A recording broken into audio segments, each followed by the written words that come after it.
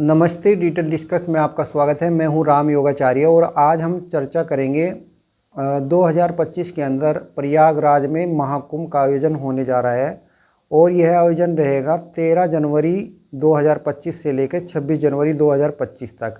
इस आयोजन को लेकर अभी भारतीय अखाड़ा परिषद की एक बैठक हुई शनिवार को। उस बैठक के अंदर सामूहिक जो निर्णय लिया गया, उस निर्णयों में एक निर्णय यह आया कि अब की बार जो महाकुंभ में दुकानें लगेंगी, उन दुकानों में किसी भी मुसलमान को कोई दुकान आवंटित ना की जाए। दोस्तों, इस निर्णय के साथ साथ में कई सारे निर्णय और भी लिए गए और ये जो भारतीय अखाड़ा परिषद है ये क्या है और ये निर्णय लेने वाली इनके निर्णय की क्या महत्ता है, इस पर आज हमारी चर्चा रहेगी। देखिए, अखाड़ा परिषद की जो स्थापना है ये 1954 में हुई थी। जब 1954 में प्रयागराज में ही कुंभ का मेला लगा हुआ था तो वहाँ भगदड़ हो गई थी और भगदड़ में बहुत सारे लोगों की जान चली गई थी। तो उसके बाद में एक निर्णय लिया गया सभी अखाड़ों के द्वारा कि एक भारतीय अखाड़ा परिषद बनाई गई और उस भारतीय अखाड़ा परिषद में एक अध्यक्ष चुना गया और उस अध्यक्ष के कुछ जो उस भारतीय अखाड़ा परिषद और शासन प्रशासन के बीच में जो वार्तालाप होती है, जो महाकुंभ होते हैं, इन कुंभ का जो आयोजन होता है, उसे कुंभ के आयोजन को लेकर के कुछ साधु संतों के बीच में और शासन प्रशासन के बीच में इस सेतु का काम करती है अखाड़ा परिषद। तो इसके अध्यक्ष वर्तमान में रविंदर पुरी जी है और रविंदर पुरी जी ने अब की बार जो निर्णय लिए, प्रशासन को बताए अपने निर्णय, उनमें एक निर्णय ये महत्वपूर्ण निर्णय है जिसमें बताया गया कि किसी भी मुस्लिम समाज के व्यक्ति को जो कुंभ मेला है उसमें दुकान आवंटित ना की जाए।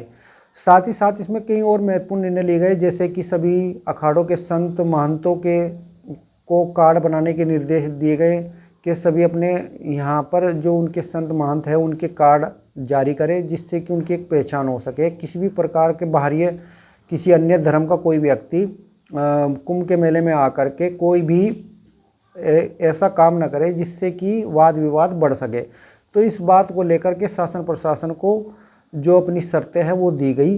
तो दोस्तों, कितना अमल इन शर्तों पर होता है और क्या ये सरकार उन पर अमल करती है, तो भविष्य में है। मगर आज की जो हमारी चर्चा है वो इस बात को लेकर के है कि क्यों संतों के द्वारा ऐसा निर्णय लिया गया एक समुदाय के खिलाफ कि उनके एक समुदाय के लोग इस मेले में अपनी दुकान नहीं लगा सकते। तो दोस्तों, क्या ये निर्णय सही है संतों का या गलत है, इस पर आज हमारी जो चर्चा है वो भी हम बता देते हैं। जिस प्रकार देखिए, कुछ वर्षों से हमने देखने को मिला है कि मुसलमानों के द्वारा जिस प्रकार वो खाने की वस्तुओं में थूक करके या पेशाब डाल के या कुछ अन्य चीज़ों को मिला करके खाने के लिए वो दी जा रही है, इससे कहीं ना कहीं हिंदू समाज के लोगों की भावनाएं जो है आहत हुई है और हिंदू समाज के संतों भी इससे अछूते नहीं रहे, वे भी आहत हुए हैं।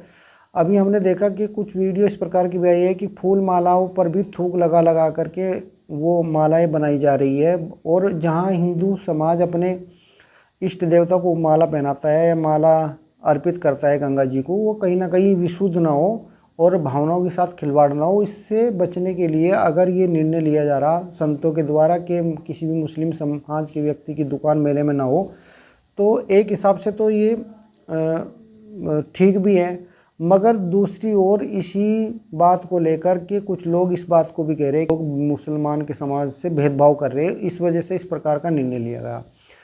तो दोस्तों, मैं ये कहूँगा कि इसके जिम्मेदार जो अगर कोई है तो वो मुस्लिम समाज के लोग ही है, क्योंकि पहले तो वे कुछ घृणित कार्य करते हुए दिखाई देते हैं। जब वे घृणित कार्य करते हैं, उस घृणित कार्य का विरोध भी उनके समाज के जो जिम्मेदार लोग हैं, जो उनके मौलवी है, मुल्ला है, वो नहीं करते।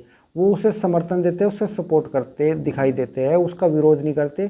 तो इससे समाज में खाई पाटने का काम तो उन्होंने पहले उसी के समाज के लोगों ने कर दिया। अब हिंदू और हिंदू समाज के जो संत हैं उनके मन में भी ये विचार कहीं ना कहीं घर करने लगा है कि जब भारतीय संस्कृति को नहीं मानता, भारतीय संस्कृति को नहीं मानता, भारत के जो कानून है, कानून व्यवस्था उसे नहीं मानता, भारत माता की जय नहीं बोलता, जय श्री राम बोलने से वो कतराता है, वंदे मातरम बोलने से वो कतराता है, तो ऐसे लोगों को वो फिर वो भी सपोर्ट नहीं करेगा, वो भी यहाँ पर अपने तीज त्योहारों में सम्मिलित नहीं करेगा।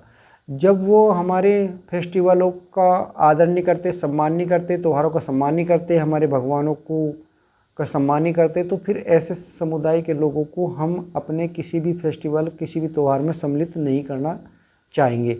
इस प्रकार की भावनाएं हिंदू समाज की भी हो गई है और हिंदू संतों की भी हो गई। इसी प्रकार इन्हीं भावनाओं को देखते हुए ये निर्णय दोस्तों लिया गया है और ये हो सकता है अभी आने वाले समय में ये और ज़्यादा देखने को मिले और सब जगह इन चीज़ों का विरोध शुरू हो जाए, क्योंकि इसका कहीं ना कहीं जिम्मेदार जो है वो ये मुस्लिम समाज के लोग ही हैं। जब वे ऐसी घृणित घटनाएं सामने आती है, घृणित कार्य जो करते हैं, तो उन्हें विरोध भी करना चाहिए और उसका बहिष्कार भी करना चाहिए, मगर वो नहीं करते। तो अब वो हिंदू समाज ही उसका बहिष्कार विरोध पे उतर आया। इतने दिनों से जब हजारों सालों से ही एक समाज को ढो रहे हैं, मगर अब वो कहीं ना कहीं जब उन्हें लगता है कि भाई हमारे बोलने की जो ना एक सीमा है, एक समय है, वो आ गया, तो वो अब आकर के इसका विरोध कर रहा, बोल रहा और शासन प्रशासन को बता रहा। तो दोस्तों आप क्या समझते हो, आप भी हमें कमेंट में लिख करके बता सकते हैं। अगर आप समझते हो कि निर्णय संतों का ठीक है या गलत है, तो आप इस पर हमें कमेंट में लिख करके बता सकते हैं। अगर वीडियो आपको पसंद आई तो चैनल को सब्सक्राइब कर लीजिए, वीडियो को लाइक शेयर जरूर कर दें। अगली वीडियो में फिर मिलेंगे। नमस्कार।